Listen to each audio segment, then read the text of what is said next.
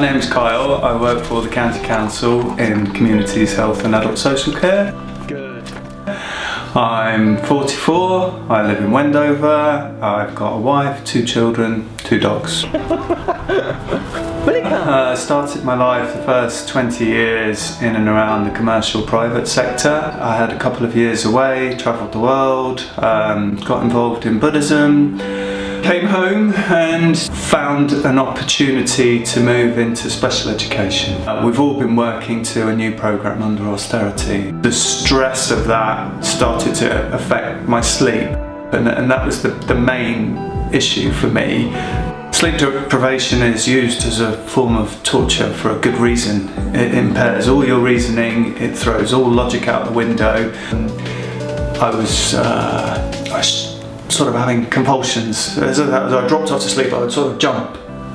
The final straw basically was that my arm started just involuntary moving, and one particular colleague said, this is quite indicative of what they would call burnout, so actually you need to stop.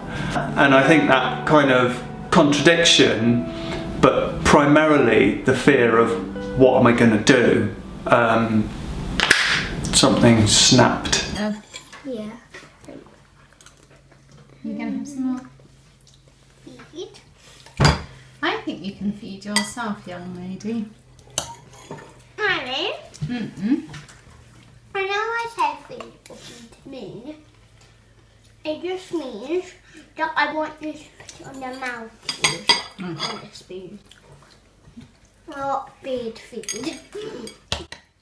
In life, you're going along and the sky's blue and the sea is tranquil, and then you maybe sort of glance, there's a couple of clouds are coming in and it's a little bit like that. This is okay, I can deal with that. And then the sky started to sort of turn over a bit, it's become a bit darker. This is probably not so good actually. The waves start to get a little bit choppy, boat starts to get a bit wobbly, and then the sky turns really black, and then the sea starts to come in, the ocean starts to swell, and for me, at that point, I felt like I was in a tidal swell where I had gone beyond myself, and I was in that boat, and that current was taking me onto the rocks, and there was nothing that I could do about it. If you're looking for a beacon or something, I don't know, my children and my wife were a thing that was a very dim and distant light, flickering, almost out actually, but yeah, that was the thing that got me off the rocks really and got me back. Family, mum, dad, Jenny's family, hugely supportive.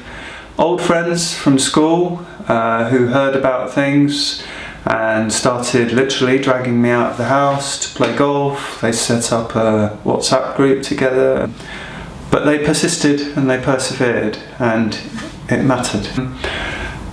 Doctors, health professionals, they knew what was necessary, and I think probably fundamentally what was necessary was time. Colleagues taking the time and the opportunity to ask how you're feeling.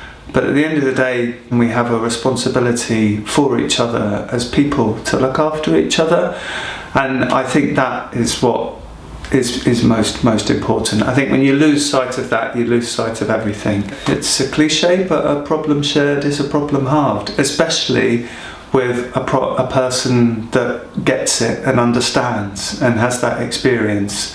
Then it's a problem quartered. So yes, I think that's why I believe in time to change. Yeah, I've got my brain back, I've got my life back, and I've got my motivation and my will to make the absolute most of every minute of every hour, to not worry about what others think, just to get on with it and enjoy it and make the most of it and help as many people as I can. I think the best thing is that I am now in a position where I can reflect back on an experience that I thought was only going in one direction, and Isabella would love me for quoting One Direction.